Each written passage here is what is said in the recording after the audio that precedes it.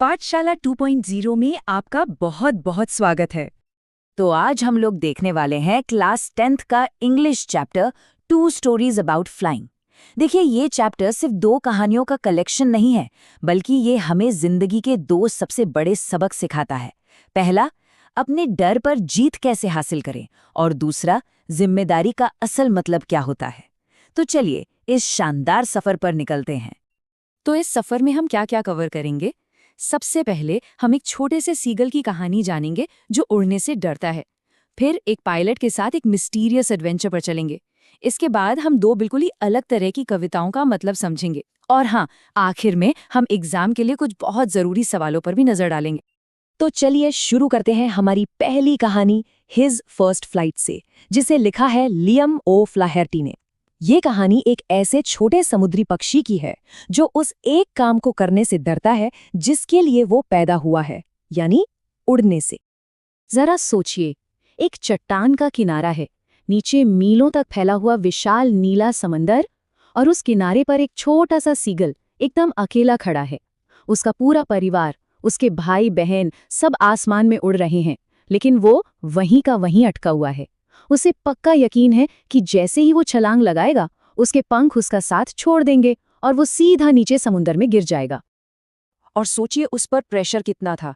उसके mummy papa ने उसे पहले तो प्यार से समझाया, फिर डांटा और आखिर में धमकी तक दे डाली कि अगर वो नहीं उड़ा तो उसे भूखा ही रहना पड़ेगा। पूरे 24 घंटे बीत चुके हैं, वो अकेला है, भूखा है और अपने भाई बहनों को मजे से उड़ते हुए देख रहा है। उसका डर इतना ज्यादा था कि वो बेचारा हिल तक नहीं पा रहा था। तो सवाल ये उठता है कि आखिर उसने अपने इस डर पर काबू कैसे पाया? क्या परिवार का प्रेशर काम आया, या फिर कोई और ही वजह थी?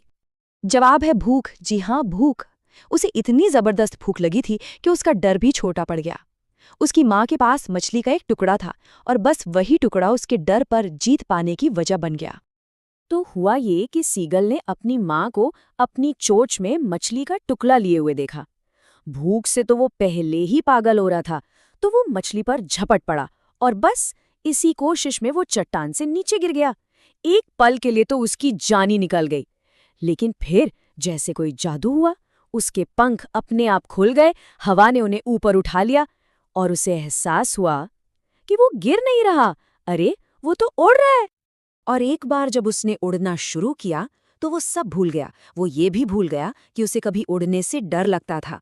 उसने ना सिर्फ आसमान में उड़ना सीखा, बल्कि समुंदर पर तैरना भी सीख लिया और अपने डर को हमेशा हमेशा के लिए पीछे छोड़ दिया। इस कहानी का सबक एकदम साफ है। कभी कभी जिंदगी में आगे बढ़ने के लिए बस उस पहली छलांग की ही जरूरत होती है। चलिए अब चलते हैं हमारी दूसरी कहानी पर, the black aeroplane. Frederick Fawcett की ये कहानी एक पायलट के बारे में है, जिसका सामना आसमान में एक बहुत ही अजीब और रहस्यमयी घटना से होता है। कहानी एक पायलट की है जो अपना पुराना डकोटा प्लेन उड़ाकर फ्रांस से इंग्लैंड वापस जा रहा है। रात का समय है, आसमान एकदम साफ है, तारे चमक रहे हैं और वो बस घर पहुंचकर एक बढ़िया से इंग्लिश ब्रेकफास्ट के सपने देख रहा है। सब कुछ परफेक्ट है, शायद कुछ ज्यादा ही परफेक्ट। लेकिन तभी अचानक से मौसम करवट लेता है। उस साफ आसमान की जगह उसके सामने काले बड़े बड़े पहाड़ों जैसे तूफानी बादल आ जाते हैं। अब उसके पास एक ही चॉइस है, या तो वापस जाए या फिर रिस्क लेकर तूफान में घुस जाए। घर जाने की जल्दी में वो रिस्क लेने का फैसला करता है और सीधा बादलों के अंदर चला जाता है। और अंदर घुसते ही मानो उसकी दुनिया ही काली हो गई। कंपास ने काम करना बंद कर दिया, रेडियो एकदम डेड हो गया, फ्यूल भी बहुत कम था और बाहर घने अंधेरे के सिवा कुछ भी दिखाई नहीं दे रहा था। वो आसमान में बुरी तरह खो चुका था। जब उसे लगा कि अब सब खत्म, तभी उसे अपने पास एक रहस्यमयी काला हवाई जहाज दिखाई देता है। सबसे अजीब बात यह थी कि उसके पंखों पर कोई लाइट्स नहीं थी। उस प्लेन का पायलट उसे अपने पीछे आने का इशारा करता है और हमारा पायलट एक आज्ञाकारी बच्चे की तरह उसका पीछा करने लगता है। उस काले हवाई जहाज की मदद से वो सेफली एक रनवे पर लैंड कर जाता है। जब वो कंट्रोल टावर में जाकर उस मिस्टीरियस पायलट को थैंक यू बोलने के लिए उसके बारे में पूछता है, तो वहां बैठी महिला हैरान होकर कहती है, दूसरा हवाई जहाज इस भयंकर तूफान में? अरे नहीं, रडार पर तो सिर्फ आपका ही प्लेन दिख रहा था। तो फिर वो कौन था जिसने उसकी मदद की? ये सवाल एक अनसुलझा रहस्य बनकर रह जाता है। तो ये कहानियां हमें डर और मुश्किल हालात का सामना करना सिखाती हैं। अब चलिए इस चैप्टर की 2 अनोखी कविताओं को देखते हैं जो हमें जिंदगी को बिल्कुल अलग अलग नजरियों से देखना सिखाती हैं। एक हंसी मजाक के अंदाज में और दूसरी नुकसान के एक गहरे सबक के साथ। पहली कविता है कैरोलिन वेल्स की how to tell wild animals. ये एक मज़ेदार कविता है जो जंगली जानवरों को पहचानने के कुछ बहुत ही खतरनाक और फनी तरीके बताती है। जैसे अगर कोई जानवर आप पर दहाड़ रहा है और आपको लग रहा है कि अब आप मरने वाले हैं, तो मुबारक हो, वो एक एशियाई शेर है। अगर काली धारियों वाला कोई जानवर आपको खा जाए तो समझ लीजिए वो बंगाल टाइगर है। और अगर कोई आपको बहुत जोर से गले लगा ले तो वो यकीनन एक भालू है। हमारी दूसरी कविता जॉन बेरीमैन की द बॉल पोयम का टोन बिल्कुल अलग है।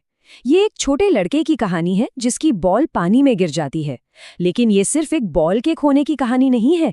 कवि चाहते हैं कि वो लड़का जिंदगी के एक कड़वे सच को समझे, नुकसान का सच, जिसे एपिस्टेमोलॉजी ऑफ लॉस कहते हैं। ये कविता हमें सिखाती है कि इस दुनिया में हम बहुत कुछ खोएंगे, लेकिन उस नुकसान के दर्द से उभरकर अपने पैरों पर वापस खड़ा होना, यही हमारी पहली और सबसे बड़ी जिम्मेदारी है। तो अब जब हमने इन कहानियों और कविताओं के सार को समझ लिया है, चलिए कुछ ऐसे जरूरी सवालों पर भी गौर करते हैं जो इस चैप्टर को और गहराई से समझने में हमारी मदद करेंगे। पहला और सबसे जरूरी सवाल, आखिर ऐसी क्या चीज थी जिसने उस छोटे सीगल को उड़ने के लिए मजबूर कर दिया? इसका सीधा और सिंपल सा जवाब है उसकी भूख। वो 24 घंटे से भूखा था, बहुत ज्यादा भूखा। उसकी माँ ने उसे मछली का टुकड़ा दिखाकर ललचाया, जैसा कि कहानी में लिखा है, खाने को देखकर वो पागल हो गया था। और बस उसी मछली को पाने की बेताबी में वो चट्टान से नीचे गिरा और उसकी उड़ने की जो नेचुरल इंस्टिंक्ट थी वो एक्टिवेट हो गई। अच्छा, दूसरी कहानी में ब्लैक शब्द का इस्तेमाल 2 अलग-अलग तरीकों से किया गया है। जब पायलट कहता है ब्लैक माउंटेन्स, तो उसका मतलब बादलों के काले रंग से है। लेकिन जब वो कहता है एवरीथिंग वाज सडनली ब्लैक, तो इसका मतलब रंग नहीं बल्कि रोशनी का न होना है, मतलब घना अंधेरा। इससे पता चलता है कि एक ही शब्द का मतलब कॉन्टेक्स्ट के हिसाब से कैसे बदल जाता है। तो उम्मीद है कि इस एक्सप्लेनेशन से आपको ये पूरा चैप्टर अच्छे से समझ आ गया होगा। डर पर जीत और जिम्मेदारी सीखने की ये कहानियां वाकई बहुत इंस्पायरिंग हैं।